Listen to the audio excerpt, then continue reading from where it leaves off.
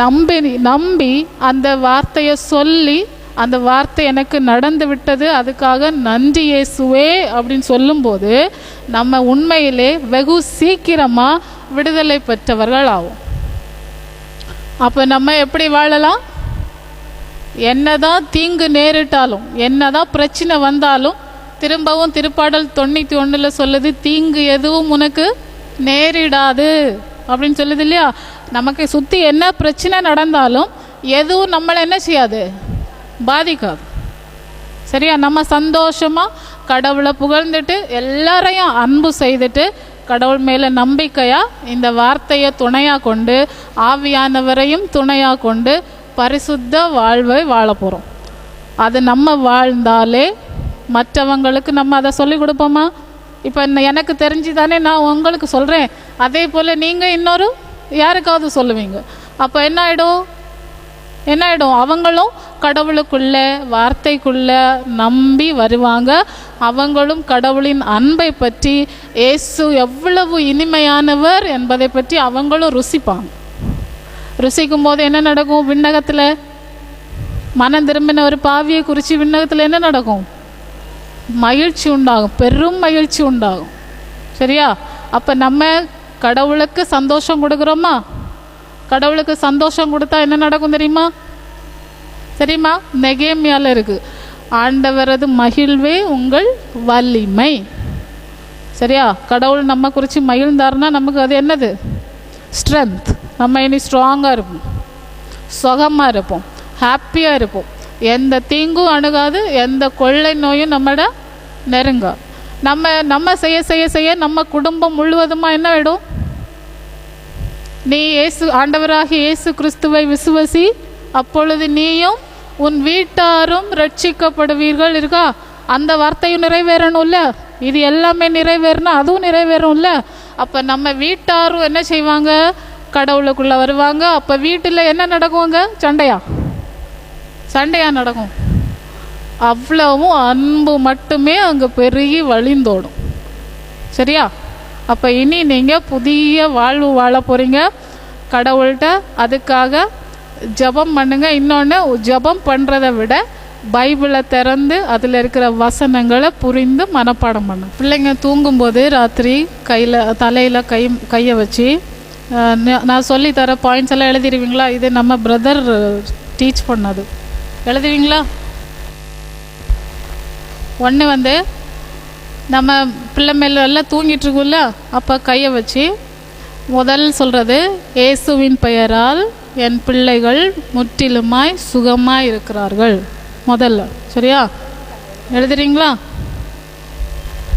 எழுதுறவங்க எழுதிக்கங்க. இயேசுவின் பெயரால் என் பிள்ளைகள் முற்றிலும் சுகமாய் இருக்கிறார்கள். ரெண்டாவது, இயேசுவின் பெயரால் என் பிள்ளைகள் கிறிஸ்துவின் மனநிலையை பெற்றிருக்கிறார்கள். ரெண்டாவது, இயேசுவின் பெயரால் என் பிள்ளைகள் கிறிஸ்துவின் மனநிலையை பெற்றிருக்கிறார்கள். மூணாவது, இயேசுவின் பெயரால் என் பிள்ளைகள் வாலாகாமல் தலையாக இருக்கிறார்கள். சரியா? அதுக்கு மீனிங் என்னென்னா, நம்ம பிள்ளைங்க எப்போவுமே கடைசியில் இல்லை. இப்போ எல்லாமே ஸ்கூலில் மட்டும் அப்படின்னு சொல்லுவாங்க இல்லையா? அப்படி இல்லை. அது டாப்பில் இருக்கும், அதாவது முதல் ரேங்கில் இருக்கும். சரியா? அதுக்கு மீனிங் அதாவது எல்லா இடத்துலையுமே அவர்கள் இயேசுவின் பெயரால் என் பிள்ளைகள் வாலாகாமல் தலையாக இருக்கிறார்கள். மூணு சொல்லி இருந்திருக்கேன்ல, திரும்ப சொல்லவா? ஒன்று, இயேசுவின் பெயரால் என் பிள்ளைகள் முற்றிலுமாய் சுகமாய் இருக்கிறார்கள். சரியா? அவங்க உடம்புல எந்த நோயும் இருக்காது. அவங்க அப்படி உடம்பு சரியில்லாமல் இருந்தாலும் நீங்கள் இப்படியே தான் சொல்லணும், இயேசுவின் பெயரால் என் பிள்ளைகள் முற்றிலுமாய் சுகமாய் இருக்கிறார்கள். சரியா? ரெண்டாவது, இயேசுவின் பெயரால் என் பிள்ளைகள் கிறிஸ்துவின் மனநிலையை பெற்றிருக்கிறார்கள். நிறைய பிள்ளைங்க முரடாக இருக்கும் இல்லையா?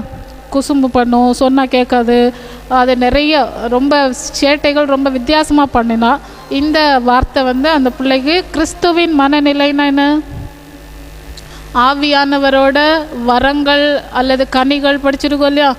அன்பு, நம்பிக்கை, அமைதி, பரிவு, பொறுமை, இது எல்லாம் நம்ம பிள்ளைக்கும் கிடைக்கும். சரியா? கிடைச்சதா நீங்கள் நம்பி சொல்லணும். மூணாவது, இயேசுவின் பெயரால் என் பிள்ளைகள் வாலாகாமல் தலையாக இருக்கிறார்கள்.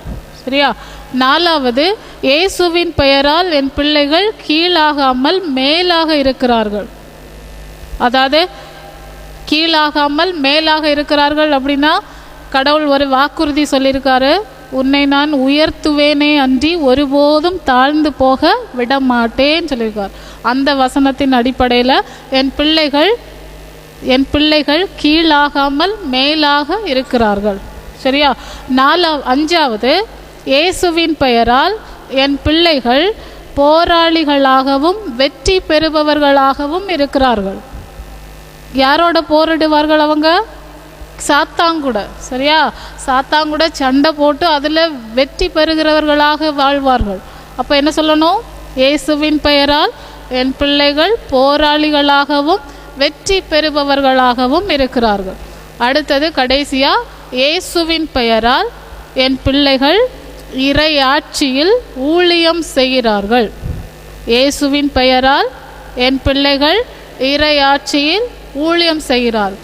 அப்படின்னா அவங்களும் இந்த நற்செய்தி, இது நல்ல செய்தி தானே, ஏது பைபிளில் இருக்கிறது, அந்த நல்ல செய்தியை மக்களுக்கு அல்லது அவன் ஃப்ரெண்ட்ஸுக்கு சொன்னாலே அது என்னதான்?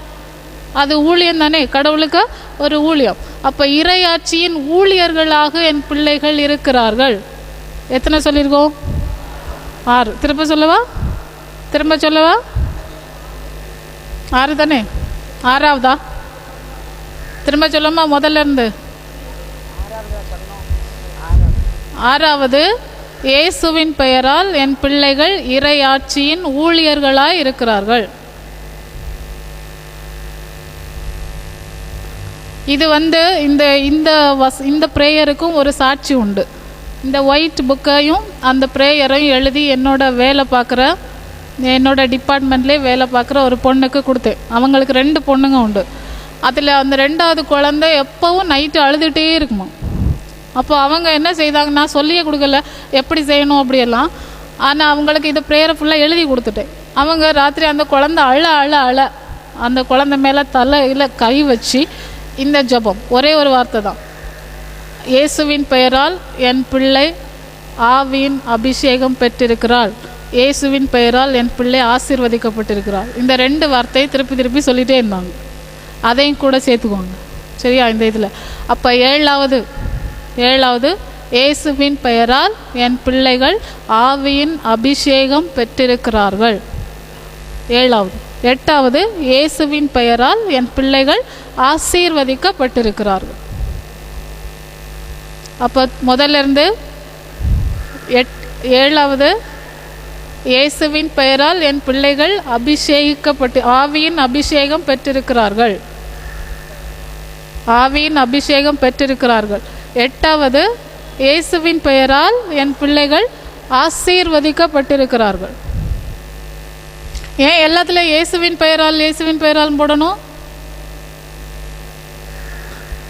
யோவானில் இருக்குது, யோவான் புக்கில் இருக்குது, இதுவரை என் நாமத்தினால் நீங்கள் ஒன்றும் கேட்கவில்லை, இப்பொழுது கேளுங்கள், என் பெயரால் கேளுங்கள், உங்கள் சந்தோஷம் நிறைவாக இருக்கும்படி நீங்கள் அதை பெற்றுக்கொள்வீர்கள். சரியா? நீங்கள் என் பெயரால் கேளுங்கள், நீங்கள் கேட்ட அனைத்தும் உங்களுக்கு கிடைக்கும். அப்படி யார் சொல்லியிருக்கா? ஜீசஸ் சொல்லியிருக்காங்க, ஏசு சொல்லியிருக்காங்க. அதனால நம்ம எல்லா ப்ரேயரும் யார் வழியாக தான் கொண்டு போனோம்? ஏசுவின் பெயரால். அந்த ஏசு என்ற பெயருக்கு உள்ள மகிமை நமக்கு தெரியுமா? உங்களுக்கு தெரியுமா?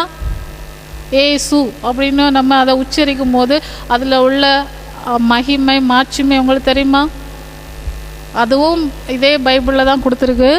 இயேசுவின் பெயருக்கு மேலுலகு மண்ணுலகு கீழுலகு அவற்றில் உள்ள அனைத்து உயிர்களும் மண்டையிடும்.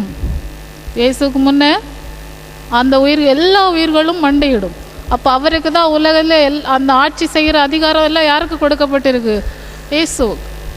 அப்போ இயேசுவின் பெயரால், இப்போ இயேசுவின் பெயரை நம்ம பயன்படுத்தி அதிகாரத்தோடு நம்ம கேட்கணும். இயேசுவின் பெயரால் என் பிள்ளைகள் ஆசீர்வதிக்கப்பட்டிருக்கிறார்கள், என் பிள்ளைகள் முற்றிலும் சுகமாக இருக்கிறார்கள், இயேசுவின் பெயரால் என் பிள்ளைகள் ஆவியின் அபிஷேகத்தை பெற்றிருக்கிறார்கள், இயேசுவின் பெயரால் என் பிள்ளைகள் கிறிஸ்துவின் மனநிலையை பெற்றிருக்கிறார்கள். இயேசுவின் பெயரால் என் பிள்ளைகள் வாளாகாமல் தலையாக இருக்கிறார்கள். இயேசுவின் பெயரால் என் பிள்ளைகள் கீழாகாமல் மேலாக இருக்கிறார்கள். இயேசுவின் பெயரால் என் பிள்ளைகள் போராளிகளாகவும் வெற்றி பெறுபவர்களாகவும் இருக்கிறார்கள். இயேசுவின் பெயரால் என் பிள்ளைகள் இறையாட்சியின் ஊழியர்களாய் இருக்கிறார்கள். டெய்லி சொல்லுவீங்களா? டெய்லி நைட்டு பிள்ளைங்க தூங்கின பிறகு தானே நம்ம தூங்குவோம். அப்போ பிள்ளைங்க தூங்கின பிறகு அவங்க 2 பேரோ ஒரு ஆளோ தலையில் கை வச்சு நீங்கள் இந்த ஜபத்தை சொன்னால் போதும். காலையில் ஃப்ரெஷ்ஷாக எழும்புவான். அவனுக்கு ஏதாவது உடம்புல நல்லதாக இல்லாமல் இருந்தாலும் அது எல்லாமே சரியாயிடும். நீங்கள் ஆனால் தொடர்ந்து சொல்லணும், டெய்லி சொல்லணும்.